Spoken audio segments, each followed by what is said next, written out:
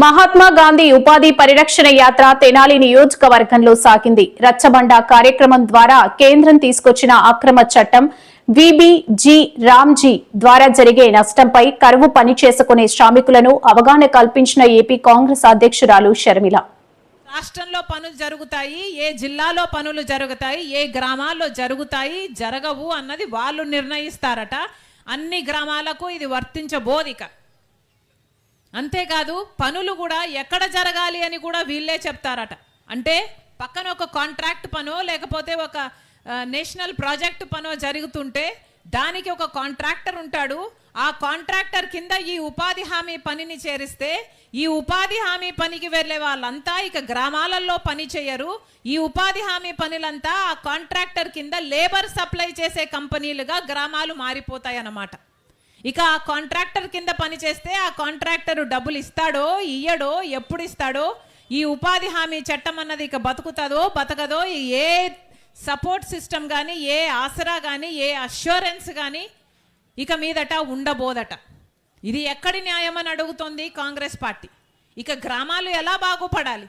గ్రామంలో గ్రామస్తులకు కావాల్సిన పనులు జరిగితే కొంచెం గ్రామాలన్నా చూడబుద్ధి అవుతున్నాయి, తిరగబుద్ధి అవుతున్నాయి.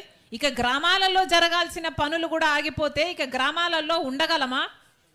ఆలోచన చేసుకోవాలి.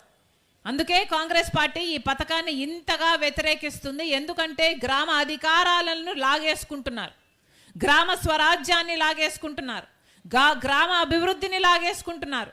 ఇక గ్రామాలు బాగుపడే అవకాశమే ఉండదు. కాబట్టే కాంగ్రెస్ పార్టీ ఈ పథకానికి ఇంత వ్యతిరేకంగా నిలబడింది. అంతేకాదు ఇంకొక ముఖ్యమైన తేడా ఏమిటి అంటే, మహాత్మా గాంధీ ఉపాధి హామీ పని కింద కేంద్ర ప్రభుత్వమే మొత్తం డబ్బులు ఇచ్చేది. అంటే ఒక పనిముట్లకు తప్పితే కేంద్ర ప్రభుత్వమే మొత్తం డబ్బులు ఈ పథకానికి ఇచ్చేది. కానీ ఇప్పుడు బీజేపీ పార్టీ తెస్తున్న ఈ కొత్త చట్టంలో కేంద్ర ప్రభుత్వం మొత్తం డబ్బులు పెట్టుకోదట. కేంద్రం 60% పెట్టుకుంటుందట, 40% ఖర్చు రాష్ట్రాలు పెట్టుకోవాలట.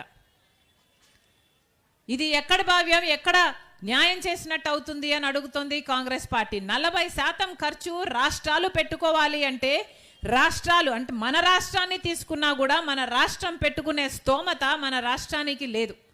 40% ఖర్చు పెట్టాలి అంటే ఇది వరకు పనిముట్లకు ఒక 500 కోట్లు ఖర్చు అయితే ఇప్పుడు కొత్త చట్టంలో 5,000 కోట్లు ఖర్చు అయ్యే ప్రమాదం ఉంది. 5,000 కోట్లు ఉపాధి హామీ పనికి పెట్టుకునే స్తోమత మన రాష్ట్రానికి ఉందా లేదా అంటే ముమ్మాటికి లేదు.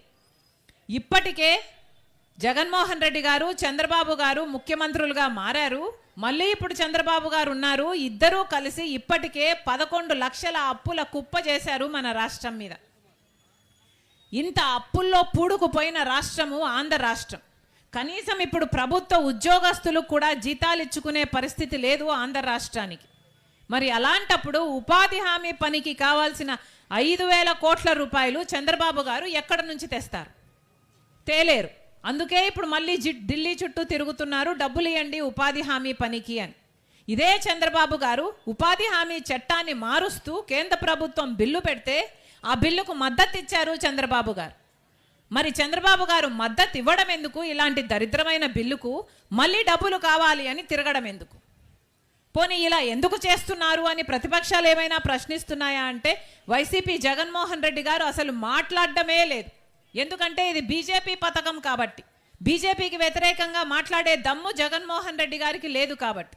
ఒక జగన్మోహన్ రెడ్డే కాదు, ఈ రాష్ట్రంలో మొత్తం అన్ని పార్టీలు, ఒక కాంగ్రెస్ పార్టీ, కమ్యూనిస్టులు తప్ప అన్ని పార్టీలు బీజేపీ పార్టీకి అమ్ముడు పోయాయి.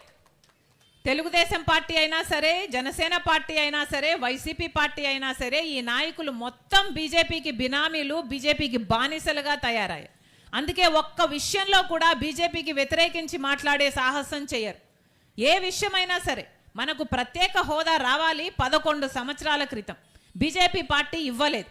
ఎవరైనా ప్రతిపక్షంలో ఉన్నప్పుడు మాట్లాడాల్సిందే తప్పితే అధికారంలో ఉన్నప్పుడు బీజేపీని నిలదీసి ప్రత్యేక హోదా కాలర్ పట్టుకొనైనా తీసుకొస్తామని చెప్పిన వాళ్ళు కూడా అధికారంలోకి వచ్చిన తర్వాత జగన్మోహన్ రెడ్డి గారైనా సరే, చంద్రబాబు గారైనా సరే పూర్తిగా విస్మరించేశారు.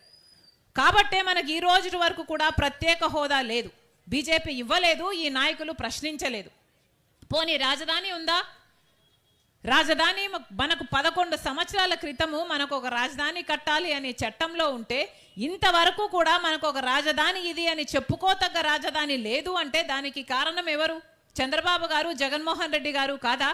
ఈ రోజుటి వరకైనా సరే మనకు రాజధాని ఉందా అంటే ఏమీ లేదు. పక్కన చెన్నై ఉంది, ముంబై ఉంది, అందరికీ అన్నీ ఉన్నాయి, బెంగళూరు ఉంది, మనకేముంది? చేతిలో చిప్పు ఉంది. మన బిడ్డలకు ఉద్యోగాలు ఎక్కడి నుంచి రావాలి? ఈ రోజుటి వరకు కూడా రాజధాని లేదు అంటే దానికి కారణం చంద్రబాబు గారు, జగన్మోహన్ రెడ్డి గారు. ఈ రోజుటి వరకు కూడా కేంద్ర ప్రభుత్వము ఇప్పుడు చంద్రబాబు గారు రెండోసారి ముఖ్యమంత్రి అయ్యాక డబ్బులు ఇస్తున్నామని చెప్తున్నారే, ఈ డబ్బులన్నీ కూడా నిధులుగా ఇవ్వటం లేదు, మన రాజధానికి అప్పులుగా ఇస్తున్నారు. ఎవరు అడిగారు అప్పులు? ఈ అప్పులన్నీ మళ్ళీ ఎలా తీర్చుకోవాలి? మన రాష్ట్రం మీద ఇప్పటికే 11 లక్షల కోట్ల అప్పు ఉంది. మళ్ళీ అప్పులుగా ఇస్తే ఇదంతా ఈ భారం అంతా మన భావి తరాల మీద పడుతుంది. రాష్ట్రం మళ్ళీ తిరిగి ఇచ్చేయాలి, ఎలా ఇస్తుంది? కానీ ఎవరూ మాట్లాడరు. ఎందుకంటే బీజేపీకి వ్యతిరేకంగా మాట్లాడే దమ్ము చంద్రబాబు గారికి లేదు, పవన్ కళ్యాణ్ గారికి లేదు, జగన్మోహన్ రెడ్డి గారికి అంతకంటే లేదు. పోలవరం ప్రాజెక్టు నీటి నిల్వ తగ్గిస్తుంది బీజేపీ ప్రభుత్వం. నీటి నిల్వ తగ్గించి పోలవరం ప్రాజెక్టుకు డబ్బులు ఇస్తున్నామని చెప్తున్నారు. ఇప్పుడు రాజశేఖర రెడ్డి గారు తలపెట్టిన పోలవరం ప్రాజెక్టు 36 లక్షల ఎకరాలకు నీళ్ళు ఇచ్చే ప్రాజెక్టు. అంత బ్రహ్మాండమైన ప్రాజెక్టు రాజశేఖర రెడ్డి గారు రూపొందిస్తే బీజేపీ ప్రభుత్వం నీటి నిల్వ తగ్గిస్తే అదొక లిఫ్ట్ ఇరిగేషన్గా మారిపోతుంది, ఒక బ్యారాజ్గా మారుతుంది తప్పితే దానికి అసలు గ్రావిటీ బేస్డ్ ప్రాజెక్టుగా ఉండనే ఉండదు. అన్ని లక్షల ఎకరాలకు నీళ్లు కూడా ఇవ్వదు. కానీ బీజేపీ ఆంధ్ర రాష్ట్రానికి వెన్నుపోటు పొడుస్తూ నీటి నిల్వను తగ్గిస్తుందే. పార్లమెంటులో ఒక్క ఎంపీ కూడా నోరు విప్పి మాట్లాడలేదు ఇది అన్యాయము అని. తెలుగుదేశం ఎంపీలు మాట్లాడలేదు, పవన్ కళ్యాణ్ ఎంపీలు మాట్లాడలేదు, జగన్మోహన్ రెడ్డి గారు వైసీపీ ఎంపీలు కూడా మాట్లాడలేదు. ఒక్కడంటే ఒక్క మగాడు కూడా లేసి పోలవరం ప్రాజెక్టు అన్యాయం చేయండి అని మాట్లాడిన పాపాన పోలేదు అంటే వీళ్ళకి మరి బీజేపీకి ఎదిరించే సత్తా ఉందనా లేదనా? మళ్ళీ చెప్తున్నాం, అందరూ తెలుగుదేశం అయినా సరే, జనసేన అయినా